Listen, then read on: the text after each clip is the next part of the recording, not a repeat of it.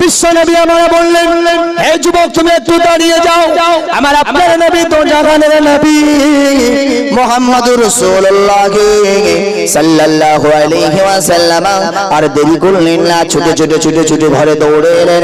হে বিবি আয়েশা সিদ্দিকা রাদিয়াল্লাহু তাআলা আনহা, একবার বলো আমাদের ঘরে কোনো খাবার আছে কিনা।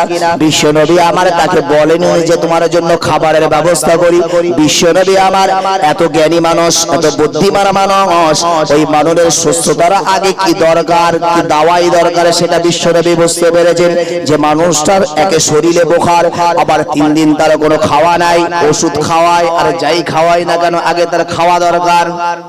বিশ্বনবী আমার বিবি আয়েশার কাছে জিজ্ঞাসা করলেন, এমন সময় বিবি আয়েশা বললেন, ইয়া রাসূলুল্লাহ ইয়া হাবিবাল্লাহ, আমি বিবি আয়েশা আমার ঘরে এমন কোনো খাবার নাই, আপনি জানেন আমাদের ঘরে 3 দিন উনান জ্বলে না। রাসূলের ঘরে 3 দিন উনান জ্বলে না। বিবি আয়েশা ডেকে বললেন, ইয়া রাসূলুল্লাহ ইয়া হাবিবাল্লাহ, আপনার একজন সাহাবী আপনাকে হাদিয়া স্বরূপ কিছুটা খুরমা খেজুর আর কিছুটা দুধ দিয়েছেন।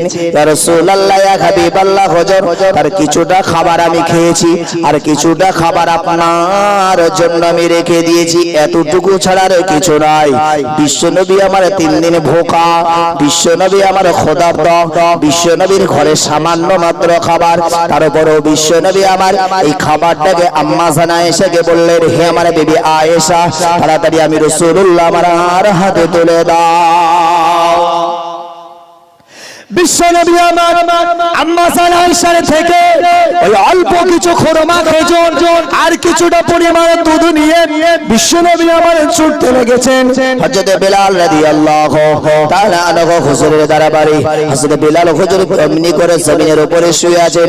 বিশ্বনবী আমার গিয়ে আগে বললেন, হে বিলাল আগে তুমি এই খেজুরগুলো খাও আর এই অল্প মাত্র দুধটা তুমি খাও। হযরত বিলাল হুজুরকে খাওয়ানো হলো।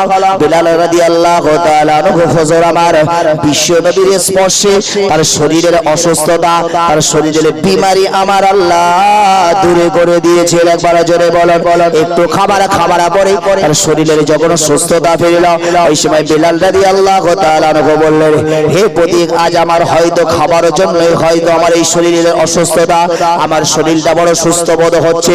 এমন সময় বিলাল বললেন, হে প্রতীক তাড়াতাড়ি যাই আমার মনিবের ঘরে, যদি আমি কাজটা করে দিতে পারি তবেই আমার জন্য ওই মনিবের ঘরে খাবার বরাদ্দ হবে, নচেত আমাকে না খেয়ে খেয়ে মারা যেতে হবে। বিলালকে লক্ষ্য করে বিশ্বনবী বললেন, হে বাবা যুবক সরা, তুমি বড় দুর্বল মানুষ, তুমি বড় অসুস্থ এখন, তবে আমি রাসূল পাক সাল্লাল্লাহু আলাইহি ওয়াসাল্লাম বলবো এখন তুমি কাজ করবে না, চলো আমি তোমার সাথে তোমার মনিবের ঘরে যেতে চাই। রাতের বেলা বিলালের সাথে বিশ্বনবী আমার চলে গেলেন। যে ঘরের ভিতরে ওই বিলালের জন্য যে কাজ রাখা ছিল বিশ্বনবীকে দেখানো হলো। বিশ্বনবী বললেন, বিলাল তুমি দাঁড়িয়ে যাও বাবা, কোনো কাজ তোমার করার দরকার নাই, তুমি বসে বসে থাকো আর আমি মুহাম্মদ আমার শরীরটা সুস্থ, আমি তোমার ওই কাজকর্মগুলো আমি রাসূলুল্লাহ নিজে হাতে করে দিই। ভাই আমার দোস্ত আমার, বিশ্বনবী সারা রাত ধরে বসে বসে বসে বসে বসে হযরত বিলাল রাদিয়াল্লাহু তাআলা আনহুকে পাহারা দিলেন, আর অপরদিকে বিলাল হুজুরের কাজগুলো রাসূল করে দিলেন। এখানে কোনো জাত কোনো পাত রাসূল দেখেছেন? কোনো জাত পাত দেখেন? হযরত বিলাল রাদিয়াল্লাহু তাআলা আনহু হুজুর আমার বিশ্বনবীর ঠিকানা, বিশ্বনবীর পাতা নিল, বিশ্বনবীর সাথে সম্পর্ক তৈরি করতে চায়। হযরত বিলাল রাদিয়াল্লাহু তাআলা আনহু হুজুর আমার বিশ্বনবী সরওয়ারে কায়নাত রাসূল পাকের ঘরে তিনি আসা যাওয়া শুরু করলেন। বিশ্বনবীর দ্বীন প্রচার, বিশ্বনবীর একগ্রতা, বিশ্বনবীর পদ্ধতি, বিশ্বনবীর নিয়মাবলী দেখতে লাগলেন। একে একে দেখতে দেখতে বিশ্বনবীর প্রতি হযরত বিলাল রাদিয়াল্লাহু রাদিয়াল্লাহু তাআলা আনহু হুজুর আমার ফিদা হয়ে গেলেন। এই সময় বিশ্ব নবীকে বলেছিলেন, ইয়া রাসূলুল্লাহ, ইয়া হাবিবাল্লাহ, হুজুর কোনো ডাউট নাই, কোনো সন্দেহ নাই, আপনিই তো হলেন আখেরি প্রফেট, শেষ নবী মুহাম্মাদুর রাসূলুল্লাহ। ইয়া রাসূলুল্লাহ, ইয়া হাবিবাল্লাহ, হুজুর আমি বিলাল রাদিয়াল্লাহু তাআলা আনহু আমি আপনার হাতে হাত দিয়ে ঈমানের কালেমা পড়ে নিতে চাই। বিশ্ব নবী আমার হযরত বিলাল হুজুরকে ঈমানের কালেমা পড়ে মুসলমান করালেন। এই বিলাল রাদিয়াল্লাহু তাআলা আনহু বিশ্ব নবীর উপরে ঈমান গ্রহণ করার কারণে এবার বিশ্ব নবীর কাছে আসা যাওয়া হয়। মুনিব জানতে পারল এই বিলাল সে বিশ্ব নবী মুহাম্মাদের হাতে হাত দিয়ে কলেমা পড়েছেন। এটা বিলাল মেনে নিতে পারল না, বিলালের মুনিব মেনে নিতে পারল না। হযরত বিলালকে একদিন ডেকে বললেন, হে বিলাল, তুমি জানো তুমি হলে আমার গোলাম, তোমার মনে হলাম আমি ওই মুহাম্মাদের ধর্মকে সাপোর্ট করি না, মুহাম্মাদের ইসলাম আমি মানি না। এই মুহাম্মাদের উপরে তুমি ঈমান গ্রহণ করেছো, তুমি আমার গোলাম, আমার আদেশ হলো মুহাম্মাদের উপরে তুমি ঈমানটাকে ছেড়ে দাও, বিশ্ব নবীর উপরে তুমি বিশ্বাসটা ছেড়ে দাও, বন্ধুত্বটা নষ্ট করো।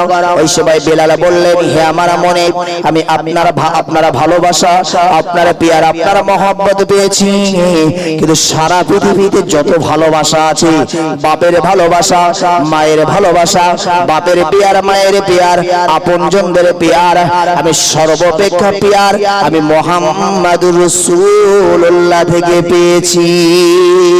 হে আমার মনে শুনে রাখুন, আমি আপনার গোলাম, আপনার কাজের ডিস্টার্ব করব না, আপনার গোলামিত্ব করব, তবে আমি মুহাম্মাদের উপরে আনিত ঈমান ছাড়তে পারবো না। ভাই আমার, দোস্ত আমার, হযরত বিলাল রাদিয়াল্লাহু তাআলা হুজুরের উপরে প্রহার করা হলো, মারা হলো। এমনি করে একদিন, দুদিন, 5 দিন এইভাবে চলতে থাকলো। বিলাল হুজুরের থেকে বিশ্ব নবীর উপরে ঈমান বিশ্বাসকে ত্যাগ করাতে পারলেন না। একদিন ওই বিলালকে একেবারে দুনিয়া থেকে শেষ করে ফেলবে, আর না হলে তাকে ঈমানের খাতা থেকে নামটা কেটে দেবে। এটা হলো তার মনিবের চিন্তা। ওই সময় বিলালকে সাবধান করানো হলো, হে বিলাল, যদি তুমি মুহাম্মাদের উপরে আনিত কলেমা যদি না ছেড়ে দাও, আমি অবশ্যই কথা দিলাম এর জন্য তোমাকে বড় লোকসান চুকাতে হবে। বিলাল বলছে, শিকার আমার জীবন চলে যাবে, তারপরও আমি ঈমানের কলেমা ছাড়ব না। আমি কোন কথাগুলি বুঝাচ্ছিলাম মনে আছে তো? বিশ্বাস, ঈমান, আমার আপনার বিশ্বাস, আর সেই বিশ্বাসটাকে বুঝাচ্ছিলাম। কারণ আমরা আমাদের যে ঈমান, আমাদের যে বিশ্বাস, আমরা আমাদের ঈমান, আমাদের বিশ্বাস দুনিয়ার কোনো একটা লোভ লালসেও আমরা এই ঈমানটাকে ধ্বংস করে দিই। আমি সাধারণভাবে বলছি জানো, বলছে আমি এই গত কয়েকদিন ধরে বা এইবার ইলেকশনে আমি ফ্ল্যাগটা নিয়ে ঘুরেছিলাম বলে আমার ঘরটা হয়েছে। যদি ইলেকশনের সময় ফ্ল্যাগটা না নিয়ে ঘুরতাম না, তাহলে আমার ঘর হতো না। ফ্ল্যাগ নিয়ে ঘোরা নিষেধ নয়, হারাম নয়, ফ্ল্যাগ নিয়ে ঘুরুন, অসুবিধা নাই। কিন্তু আপনার কি আপনার বিশ্বাস হলো, আমি যদি পার্টির ওই লিডারের আপনার ওই ঝান্ডা নিয়ে যদি লাইনের প্রথমে আমার লিডার দেখতে না পায়, আমার ঘর হবে না। আরে ঘর দেনেওয়ালার মালিক কে? আল্লাহ। ঘর দেনেওয়ালার মালিক আল্লাহ। আপনি চেষ্টা করতে পারেন, চেষ্টার কথা এটা সন্দেহ নাই, কিন্তু আপনি যদি স্বীকার করে নেন না আমার ঘর দেওয়ার মালিক হলো আমার পার্টির নেতা, ঘর দেওয়ার মালিক হলো আমার এই ঝান্ডা, তখন তো ঈমানি খাতরা। পৃথিবীতে এই যে ঘর, এটা আমাদের জন্য একটা রেজেক। সোনারা বন্ধুরা, মহান আল্লাহ পাক আল্লাহ বললেন, আল্লাহু খায়রুর রাযিকিন। হে দুনিয়ার বান্দা বান্দিরা মনে রাখো, সারা পৃথিবী তোমাদের রিজিকের মালিক হলাম আমি আল্লাহ। ভাই আমার, দোস্ত আমার, আমরা খালি মনে করি রিজিক মানে হলো খালি খাওয়া না। এই যে আপনার শরীরে পোশাক, এই যে আপনার শরীরে টুপি আছে, এই ভাই আমার, দোস্ত আমার, আপনি সুন্দর ঘর বানিয়েছেন, আপনার বহু অর্থবিত্ত জমি জায়গা আছে, সব হলো রিজিক। দুনিয়াতে যা কিছু আমরা পাচ্ছি, যা কিছু আমাদের কাছে আছে, সবগুলি হলো আল্লাহর দেওয়া রিজিক। আল্লাহ বলছে, আল্লাহু খায়রুর রাযিকিন, সব রিজিকের মালিক আমি আল্লাহ। তাহলে ঘর দেনেওয়ালার মালিক আল্লাহ। ভাই আমার দোস্ত আমার ভুল বুঝবেন না, আমি আপনাকে মূলত যে কথাগুলি বোঝাতে চাইছি, হযরত বিলাল রাদিয়াল্লাহু তাআলা আনহু হুজুরের পায়েতে দড়ি বাঁধা হলো। ভাই আমার দোস্ত আমার ঘোড়ার লেজে বেঁধে দেওয়া হলো। এই ঘোড়াকে ছেড়ে দেওয়া হলো মরুভূমির একা বাঁকা রাস্তা, পাথরের উপরে দিয়ে হযরত বিলাল রাদিয়াল্লাহু তাআলা আনহু হুজুরকে টেনে টেনে টেনে টেনে নিয়ে যাওয়া হয়। হে তরুণেরা, হে যুবকেরা, হে আমার মুরব্বিয়ানেরা, বিশ্ব নবীর কানে আওয়াজ পৌঁছে গেছে। হযরত বিলালের সাথে এই আচরণ চলছে, এই ব্যবহার চলছে। হযরত বিশ্ব নবী আমার চোখের পানি ঝরঝর করে ফেলে। ও আমার সাহাবীরা বলো, কার কি আছে বলো, একবার কি আমার বিলালকে ওই গোলামি থেকে আজাদ করা দেবার হযরত আবু বকর সিদ্দিক রাদিয়াল্লাহু তাআলা আনহু জিম্মাদার হিসেবে হযরত বিলাল রাদিয়াল্লাহু তাআলা আনহু হুজুরকে গোলাম থেকে আজাদি করে এনেছিলেন। তাই তো বিলালের এত সম্মান, তাই তো বিলালের এত ইজ্জত আল্লাহ বাড়িয়ে দিয়েছিল। ভাই আমার দোস্ত আমার, বিলালের জবানটা ছিল তোতলা, ভালো করে আরবি ভাষাগুলো শুদ্ধ করে পড়তে পারতো না। মসজিদুন নববী শরীফের মুয়াজ্জিন ছিলেন হযরত বিলাল। ভাই আমার দোস্ত আমার, তৎসময় বিশ্বনবী সাহাবীরা বললেন, ইয়া রাসূলুল্লাহ, ইয়া হাবিবাল্লাহ, হুজুর সবাই আলোচনা সমালোচনা করে, বিলালের আযান স্পষ্ট হয় না। হে শ্রোমানিকেরা, আসলে আমি কোন কথাটা বোঝাতে চেয়েছি সে বিষয়ে আপনার সামনে দাঁড়িয়ে যাবে। ভাই আমার দোস্ত আমার, হযরত বিলাল রাদিয়াল্লাহু তাআলা আনহুর কথা সাহাবীরা যখন বিশ্বনবীকে বললেন, বিশ্বনবী বলে, হে আমার সাহাবীরা বলো, আমি রাসূলুল্লাহ, আমি রাজতন্ত্র প্রতিষ্ঠিত করতে আসি নাই, বরং আমি রাসূলুল্লাহ গণতান্ত্রিক প্রতিষ্ঠাতা করতে এসেছি।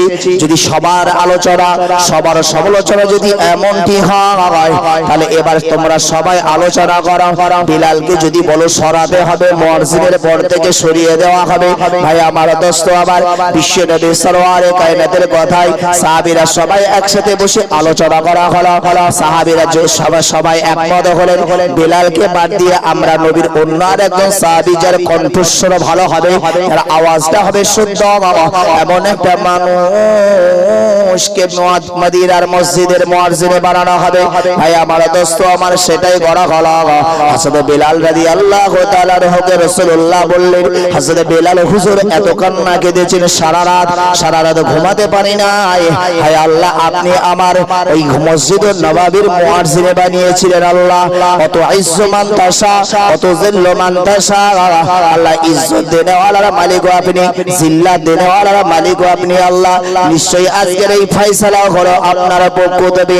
তবে রব্বুল আলামিন আল্লাহ পাক, আমি বিলাল তো আমার দোষ নাই, আমি বিলাল আমার এই লেহাজা, আমার এই জিহ্বাটা আপনি দিয়েছেন। আল্লাহ, আমার গলা সুন্দর না, এটা আপনারা দেওয়া, আমার জিহ্বাটা পরিষ্কার নয়, এটাও আপনারা দেওয়া। ও রব্বুল আলামিন আল্লাহ পাক, আজ তাই মদিনাতুল মুনাওয়ারার মসজিদ থেকে আমাকে আপনি বঞ্চিত করে দিয়েছেন। ও রব্বুল আলামিন আল্লাহ, আমার মনের বড় তামান্না ছিল দুনিয়ার সব ভালো কাজের মধ্যে এটা হলো একটা উত্তম ভালো কাজ, যে মানুষকে কামিয়াবির দিকে ডাকে, যে মানুষকে নামাজের দিকে ডাকে। এই আহ্বানটাও আল্লাহ আপনি আমার করার সুযোগ দিলেন না। ও রব্বুল আলামিন আল্লাহ পাক, আমি বিলাল রাদিয়াল্লাহু তাআলা আমি যে বড় গরীব মানুষ, আমি যে বড় অসহায় মানুষ, শুধু রাসূলুল্লাহকে ভালোবাসি। ও রব্বুল আলামিন আল্লাহ, আমার মনে তামান্না ছিল বিশ্বনবী সরওয়ারে কায়নাত নবীজি সাল্লাল্লাহু আলাইহি ওয়াসাল্লাম সোনার জবানে বলেছেন, হে আমার উম্মত উম্মতিরা, মনে রাখো, পৃথিবীর জমিনে যারা এমনি করে মুয়াজ্জিন হয়ে যাবে, যারা মুয়াজ্জিন হবে, তাদের সম্মান আল্লাহর দরবারে এত এত এত বেশি হবে। কাল কিয়ামতের দিনে ময়দানে মাহশরে সারা পৃথিবীর কোটি কোটি কোটি কোটি মানুষ যারা পূর্বে চলে গেছেন, যারা আজও আছেন, যারা আগামীতে আসবে, সবাই এক ময়দানে ময়দানে এমনি করে আল্লাহর দরবারে দাঁড়িয়ে যাবে। ওই দিনে মহান আল্লাহ পাক আল্লাহ তাআলা মুয়াজ্জিনদের সম্মান এত বুলন্দ করবে, সবাই মুয়াজ্জিনদের দেখে চিনতে পারবে। কারণ মুয়াজ্জিনদের গর্দানটা আমার আল্লাহ লম্বা করে দেবেন, সবার থেকে মাথাটা উঁচু হবে। কিয়ামতের দিনে ময়দানে মাহশরে মুয়াজ্জিনদের জোরে হয় না।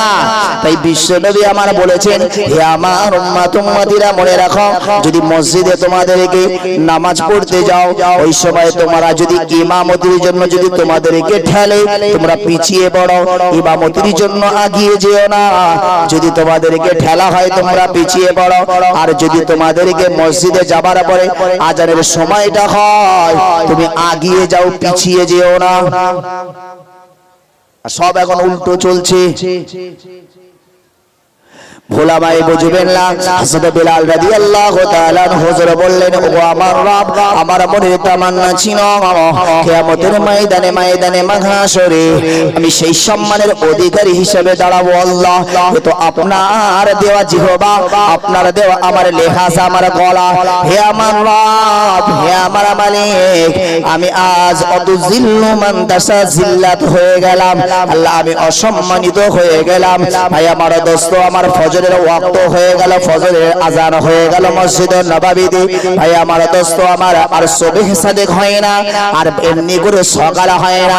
হযরত জিবরিল আমিন আলাইহিস সালাম বিশ্ব নবীর দরবারে চলে এলেন। ইয়া রাসূলুল্লাহ, ইয়া হাবিবাল্লাহ, হুজুর এখনো কি মসজিদুন নববীতে আজান হয় না? জোরে হয় না, মানে এর আগে আজান মসজিদুন নববীতে আজান হতো, আর ফারিস্তারা শুনতে পেত, আজ শুনতে পায় নাই। ভাই আমার দোস্ত আমার, আপনার বাইতুল্লাহ শরীফ, এই বাইতুল্লাহ শরীফ সোজাসুজি মহান আল্লাহ পাক আল্লাহ তাআলা এই 7 আসমান, এক একটা আসমান, এক একটা আসমান, এমনি করে 7 আসমান। ভাই আমার দোস্ত আমার, 7 আসমান, এটা কোরআনের কথা। আমরা এগুলো হয়তো মুখে শুনি, অনেকে বিশ্বাস করি না। মাথার উপরে কি 7টা আসমান? সত্যি কোরআন শরীফ বলছে, ওয়াবানাইনা ফাওকাকুম সাবান শিদাদা। ও দুনিয়ার বান্দা বান্দিরা, আমি আল্লাহ তোমাদের মাথার উপরে 7 সাতটি আমি আল্লাহ 7 কি দেই না। ভাই আমার দোস্ত আমার, এই 7 আসমানের উপরে, এই 7 আসমানের উপরে ভাই আমার দোস্ত আমার বাইতুল মামুর, অর্থাৎ একটা মসজিদ আছে বাইতুল মামুর, যে মসজিদটার নাম যেখানে ফারিস্তারা নামাজ পড়ে। হযরত জিবরিল আমিন বললেন, ইয়া রাসূলুল্লাহ, ইয়া হাবিবাল্লাহ, হুজুর মসজিদুন নববীর বিলালের আযান হয়, আর ওই আযানে আল্লাহ পাকের কোটি কোটি কোটি কোটি কোটি কোটি ফারিস্তারা ওই বাইতুল মামুরে তার আযানে নামাজ পড়ে। একবার জোরে বলেন। ভাই আমার দোস্ত আমার, বিশ্ব নবী বললেন, ভাই জিবরাইল, আজ মসজিদুন নববীতে আযান হয়েছে, তবে মুয়াজ্জিন পরিবর্তন হয়েছে। আজ আর বিলাল মসজিদুন নববীর মুয়াজ্জিন নয়। আমাদের সময় বিশ্ব নবীকে লক্ষ্য করে হযরত জিবরিল আমিন আলাইহিস সালাম বলেছিলেন, ইয়া রাসূলুল্লাহ, ইয়া হাবিবাল্লাহ, শুনুন, মহান আল্লাহ পাক আল্লাহ তাআলা বিলালকে পছন্দ করে নিয়েছে। বিলালকে মহান আল্লাহ পছন্দ করে।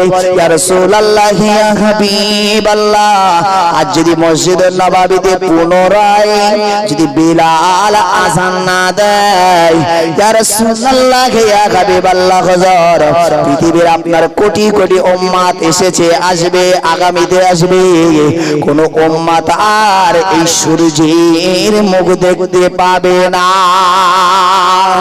ভাই আমার দোস্ত আমার, সেই বেলালকে মহান আল্লাহ তার ঈমান, তার বিশ্বাস, তার দৃঢ়তা, তার একগ্রতা আল্লাহর কাছে এত পছন্দ হয়েছিল।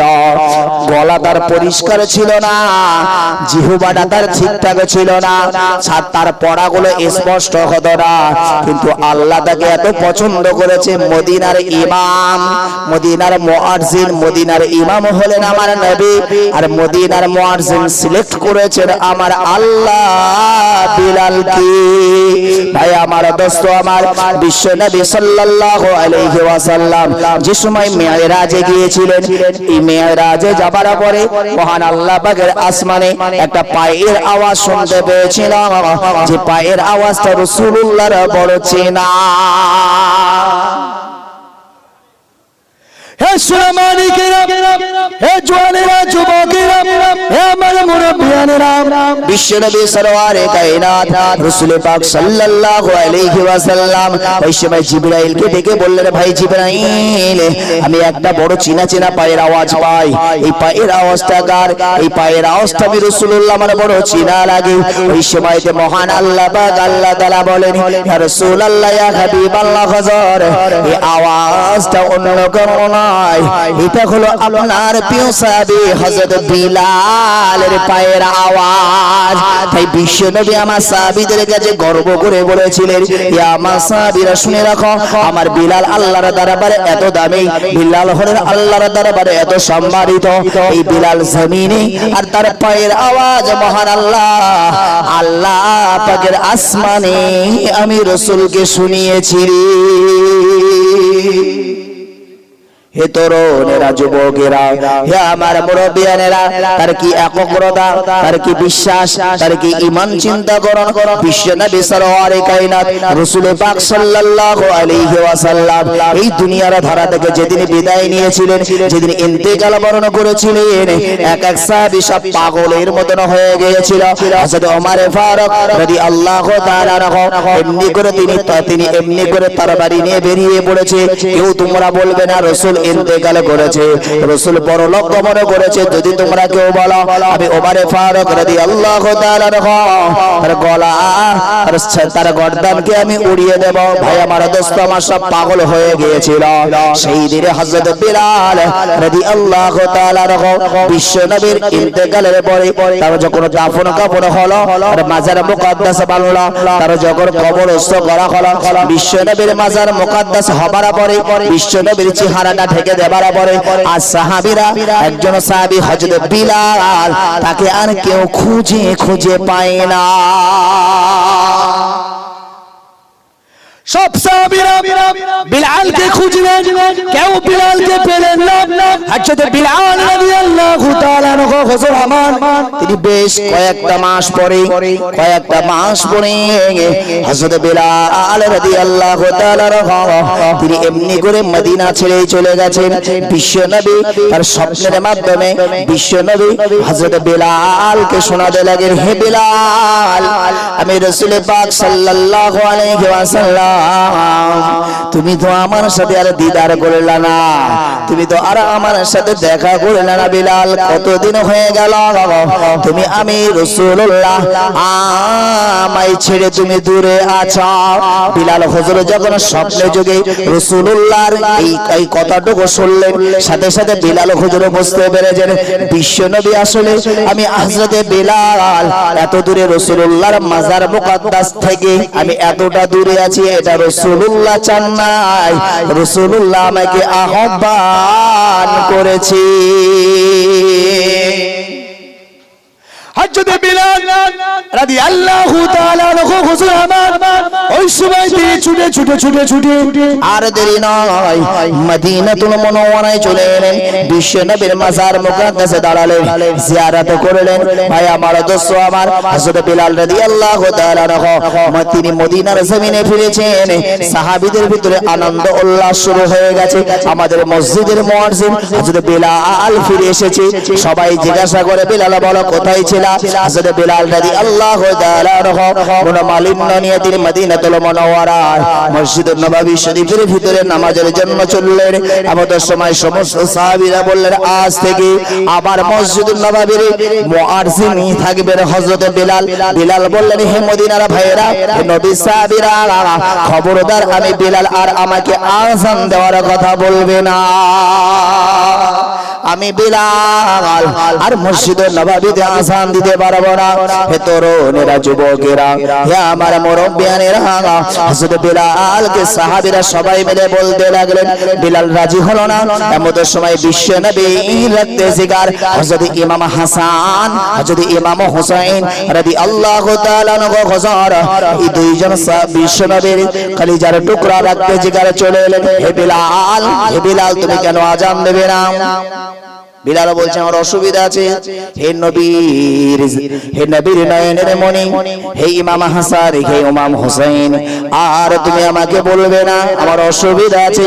হযরত ইমাম হাসান হুসাইন বললেন, হে বিলাল তোমার কি নবীর জবানে বর্ণিত এই কথাগুলি কি তোমার জানা নাই?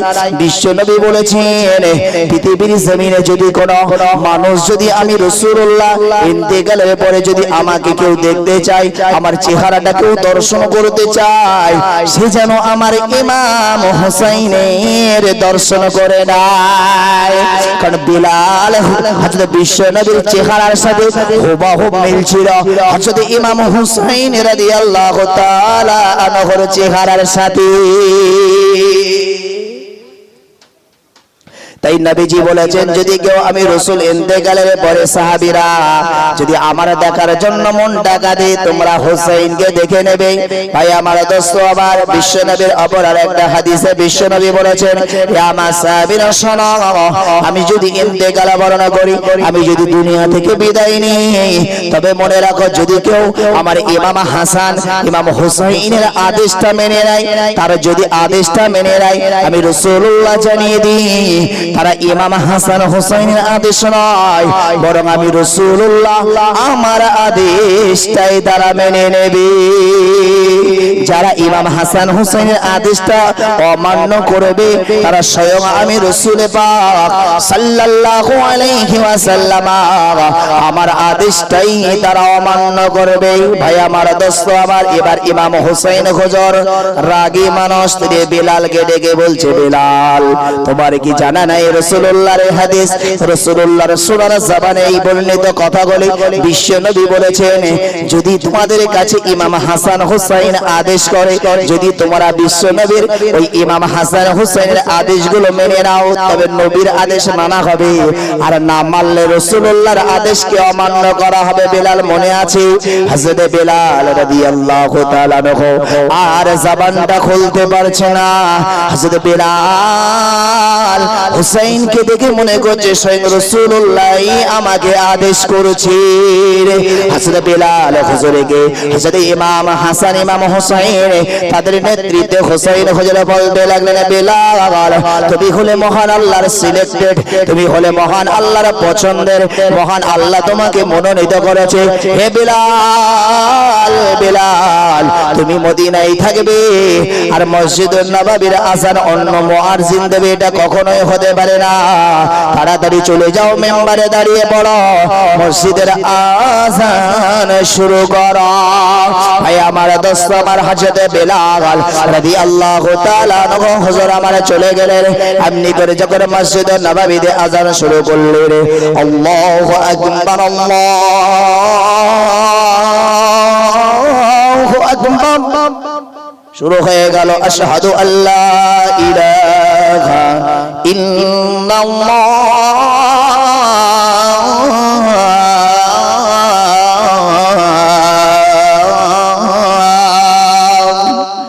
শুরু হয়ে গেল আযান।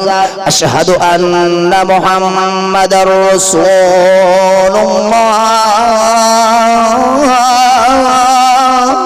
হযরত বিলাল রাদিয়াল্লাহু তাআলা হুজুর আমার যখনই রাসূলুল্লাহর নামটা মুখে এলো সাথে সাথে সাথে সাথে সাথে দেখা যায় হযরত বিলাল হুজুর আর দাঁড়িয়ে থাকতে পারল না, জমিনে আস্তে আস্তে গড়িয়ে যায়। হে তরুণীরা যুবকেরা সমস্ত সাহাবীরা ছুটে ছুটে চলে এলো হযরত বিলাল রাদিয়াল্লাহু তাআলা হুজুরের, সকলে তাকে সুস্থতার ব্যবস্থা করলো। বিলাল হুজুরের যখন হোশটা ফিরে এলো সাহাবী সাহাবীরা জিজ্ঞাসা করলেন বিলাল এমনটি কেন হলো বলো হযরত বিলাল বললেন সাহাবীরা শোনো আমি যখন মসজিদে নববীতে আযান দিতাম তখন আমি আল্লাহর প্রশংসা করতাম আল্লাহু আকবার আল্লাহু আকবার আল্লাহ মহান আল্লাহর মতন আর কোনো স্রষ্টা নাই আল্লাহর মতন দামি মানুষের আল্লাহর মতন দামি আর কেউ নাই আল্লাহই হলেন আমার সর্বস্ব হে ঈমানদারের সাহাবীরা ওই সময় আমার ঈমানটা ওই সময় মহান আল্লাহর প্রতি শ্রদ্ধাটা আমার বেড়ে যেত আমার আবেগটারও বেড়ে যেত আমি যখন আশহাদু আল্লা ইলাহা ইল্লাল্লাহ যখন আমি ঈমানের পরিচয়টা দিতাম হে আমার রব হে আমার আল্লাহ আমি সাক্ষ্য দিচ্ছি আপনি ছাড়া পৃথিবীতে আর কোনো রব নাই আপনি ছাড়া পৃথিবীতে আর কোনো আল্লাহ নাই পৃথিবীতে আপনি ছাড়া আর কোনো প্রভু নাই মাবুদ নাই যখন আমি এই কথা স্বীকার করতাম আমার ঈমানের জজবা বেড়ে যেত আর আমি যখনই বলতাম আশহাদু আন্না মুহাম্মাদুর রাসূলুল্লাহ আর আমি সাক্ষ্য দিচ্ছি মুহাম্মদ হলো আপনার রাসূল আপনার পয়গম্বর হে নবী সাহাবীরা শোনো আমি খালি মুখে সাক্ষ্য দিতাম না আমি যখন আযান দিতাম আর নবীজি মেম্বারে বসে থাকতেন আর আমি হযরত বিলাল রাসূলকেই দেখে স্বয়ং আল্লাহর কাছে সাক্ষ্য দিতাম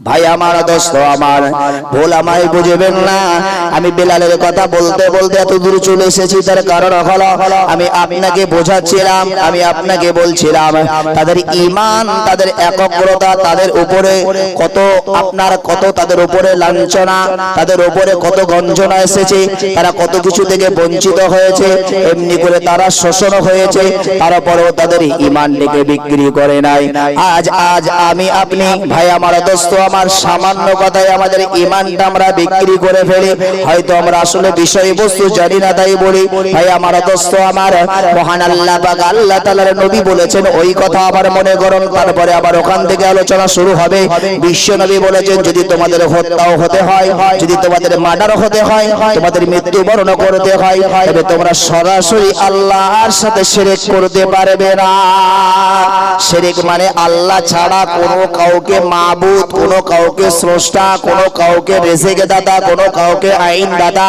কোনো কাউকে আপনার শরীরের সুস্থ ফেরানো অসুস্থ হওয়ানো এই যে মালিক এই মালিক হলেন একমাত্র আল্লাহ পৃথিবীতে আমরা যদি আর কাউকে বলি যে ভাই কি বলবো কি ডাক্তার রে ভাই ওই ডাক্তারের কাছে গেলে আমার সব রোগ শেষ ভাই আমার দোস্ত আমার ভুল বুঝবেন না কি যে কবিরাজ কি বলবো ও লোক পানি পড়া দিলে আমার সব রোগ খতম ওলামায়ে বুঝবেন না আপনি নেন অসুবিধা নাই কারণ আপনার ওষুধ খাওয়া এটাও হলো সুন্নাত আপনার মনে করুন রোগ হয়েছে ভাই আমার দোস্ত আমার আপনার কোনো একটা রোগ হয়েছে কোনো মহামারী হয়েছে আপনি যদি সেই রোগের জন্য ঔষধ খেলেন না আমি সাপোজ বোঝানোর জন্য বলছি আপনার শরীরে জ্বর এসেছে আপনি জ্বরের জন্য প্যারাসিটামল বা ডাক্তারের পরামর্শে আপনি ওষুধ খেলেন না ওই জ্বর কেন্দ্রিক আপনি মারা গেলেন বিশ্ব নবীর হাদিসের অনুকূলে আপনি একজন জাহান্নামী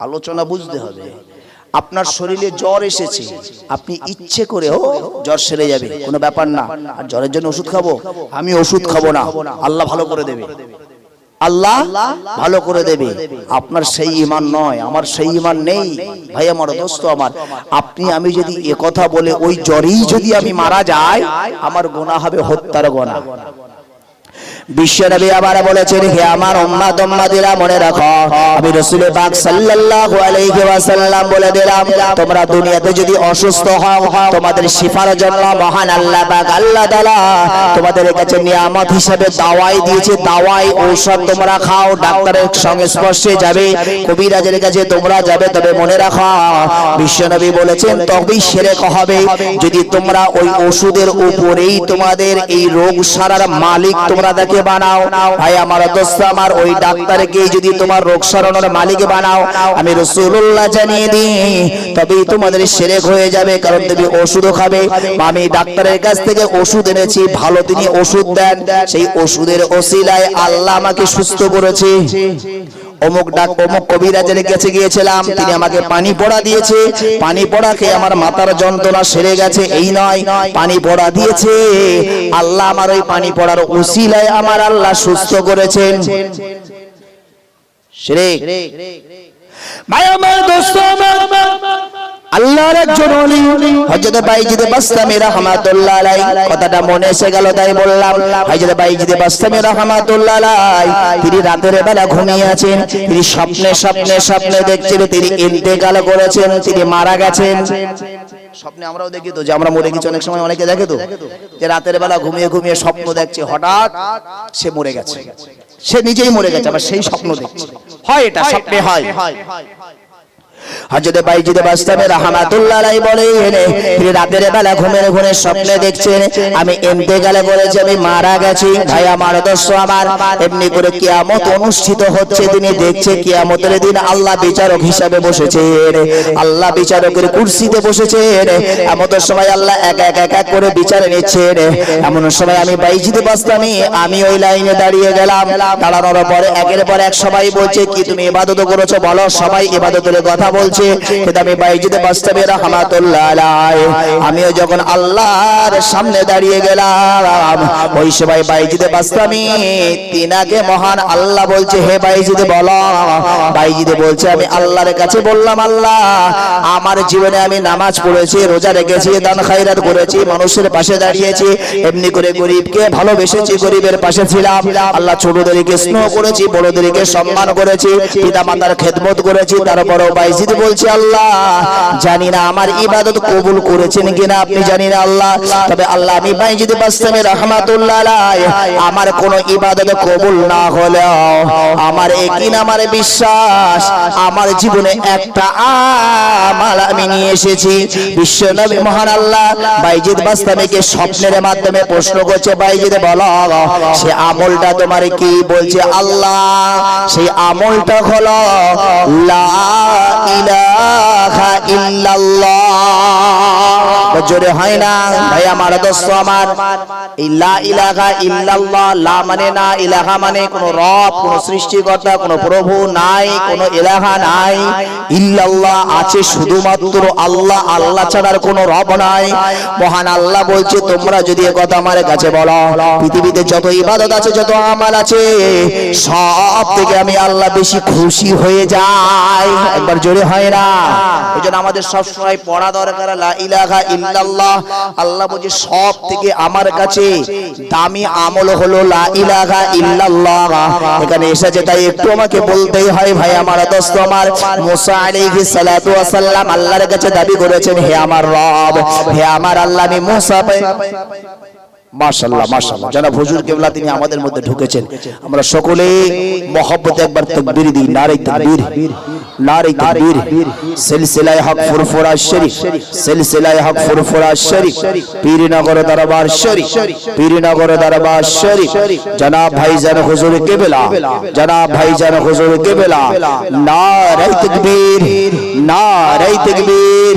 মাশাআল্লাহ গত বছরও হুজুর কিবলা ছিলেন, সম্ভবত তার আগের বছরও ছিলেন।